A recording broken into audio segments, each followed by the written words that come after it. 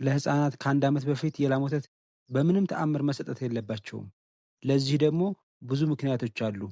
ዛሬ ዋና ዋናዎቹን 4 ምክንያቶችን እነግራችኋለሁ። እንደገና በመጨረሻ ደግሞ መቼ ነው መጀመር የምንችለው? መቼ ብንጀምር ችግር ላይፈጥር ይችላል የሚለውን እናያለን። ከዛ በፊት ግን ቻናሉን ሰብስክራይብ አድርጉት። ለብዙ ሰው እንዲደርስ ደግሞ ቪዲዮዎችን ላይክ አድርጓቸው። ለእናንተም ለወደፊት ጠቃሚ ጠቃሚ መረጃዎች ይደርሳችኋል ማለት ነው። ወደ መጀመሪያው መረጃ ስናልፍ ለምንድነው የላም ወተት ከአንድ ዓመት በታች ላሉ ህፃናት እንዳንሰጥ የተከለከለው የሚለውን ስናይ 4 ምክንያቶች ነው ያሉት። አንደኛው የላም ወተት ለህፃናት በተለይ ለአንድ ዓመት በታች ላሉት የተመጣጠነ ምግብ አይደለም በውስጡ ያለው ማለት ነው። የሚያስፈልጋቸው ብዙ ንጥረ ነገሮች አሉ። ከካርቦሃይድሬትም፣ ከፕሮቲኑም፣ ከሚኒራሉም፣ ከቫይታሚኑም፣ ከፋቲ አሲዱም ለእነዚህ የሚያስፈልጋቸው ለህፃናት ኖርማል ያለ ከእናቱ ጡት የሚገኘው ማለት ነው። ከዛ አንፃር ስናስተያየው የላም ወተት የተመጣጠነ ምግብ አይደለም ማለት ለምሳሌ በውስጡ ያለው ቫይታሚን ሲ፣ ቫይታሚን ኢ ቫይታሚን ሲ፣ ቫይታሚን ኤ እና ፋቲ አሲዶች በጣም ሎው ናቸው።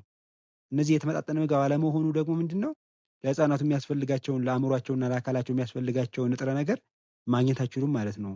የላም ወተት ብቻ ከሆነ የምንሰጣቸው ኖርማሊ የላም ወተት መስጠት የለብንም ማለት ነው። አንደኛው ምክንያት ይሄ ነው። የተመጣጠነ ምግብ አይደለም ለህፃናት።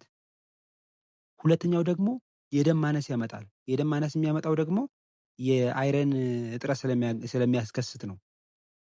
የአይረን እጥረት ደግሞ ለምንድን ነው የሚያስከስተው የሚለውን ስናይ አንደኛ የህፃናት አንጀታቸው የአንጀት ቁስለት ያመጣል እንትን ማለት ነው። የላም ወተት በውስጡ ያለው ፕሮቲን አንጀታቸው እንዲቆስልና አንጀታቸው ሲቆስል ደግሞ ይደማል ከቁስሉ ላይ ማለት ነው። ይደማል ከዛ ደሙ በሰገራ መልክ ይወጣል ማለት ነው። ስለዚህ መጀመሪያ ለአይረን እጥረቱ ደግሞ አይረን እጥረት ካለ አይረን ለደም ሴሎች መመረት አስፈላጊ ነው።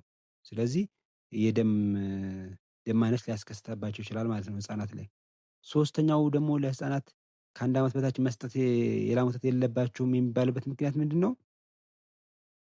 በጣም ብዙ አላስፈላጊ ንጥረ ነገሮችን ይዟል። ለምሳሌ ህፃናቶች ከሚፈልጉት በላይ ፕሮቲን ነው ያለው። ፕሮቲኑ ደግሞ በላም ወተት ውስጥ ያለው ፕሮቲን ደግሞ ህፃናቶች መፍጨት የሚችሉት አይደለም። ማለት በጣም በቀላሉ የሚፈጭ አይደለም እና በጣም ብዙ ነው ያለው በውስጡ።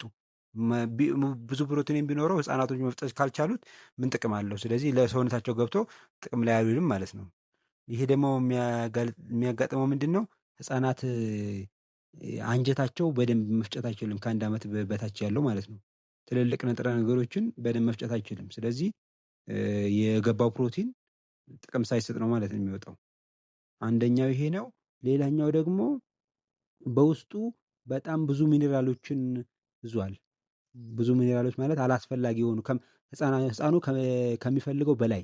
ስለዚህ ያ ኤክሰስ የሆነ ወይ ደግሞ ከሚፈልገው በላይ የሆነው ንጥረ ነገር ደም ውስጥ መቀመጥ የለበትም፣ መወገድ አለበት። ስለዚህ ያንን ደግሞ ለማስወገድ በኩላሊት ውስጥ ነው በኩላሊት በኩል ነው የሚወገደው አላስፈላጊ ንጥረ ነገር ከሰውነት ውስጥ ማለት ነው። ስለዚህ የህፃኑ ኩላሊት አላስፈላጊ ስራ እናበዛበታለን ማለት ነው። ያንን አላስፈላጊ ንጥረ ነገርን ከሰውነቱ ለማስወገድ ሲሞክር ስራ ይበዛበታል። ስለዚህ ስራ ሲበዛበት ኩላሊቱን ለጉዳት ልናዳርገው እንችላለን ማለት ነው። ገና ኩላሊቱ በደንብ ማቹር አልሆነም ወይም ደግሞ በደንብ አልጠናከረም። እሱ ላይ ደግሞ ጫና ስናበዛበት ለጉዳት ልናጋልጠው እንችላለን ማለት ነው። ይሄ ነው ሶስተኛው ምክንያት። አራተኛው ምክንያት ደግሞ አለርጂ ሊያመጣ ይችላል የላም ወተት ማለት ነው። በውስጡ ያሉ አንዳንድ ንጥረ ነገሮች ህፃናትን ለቆዳቸው ወይ ደግሞ ውስጥ ላለው ለአንጀት እንደዚህ አለርጂ ሊያጋልጡ ይችላሉ። ስለዚህ ከኤርሊ ወይም ደግሞ ከአንድ ዓመት በፊት በተቻለ መጠን አቮይድ ማድረግ አለብን ወይ ደግሞ መስጠት የለብንም ማለት ነው። መቼ ነው ታዲያ መጀመር የምንችለው የሚለውን ስናይ ከአንድ ዓመት በኋላ ባለው መጀመር እንችላለን። ይሄም ከአንድ ዓመት በኋላ መጀመሩ ጉዳቱ ይቀንሳል። ማለት አሁን የነገርኳችሁን 4 ነገሮች ከአንድ ዓመት በኋላ አንደኛ የበሽታ መከላከል አቅማቸው በደንብ እየጠነከረ ይመጣል። ኩላሊታቸውም ስራውን በደንብ እየሰራ ስለሚመጣ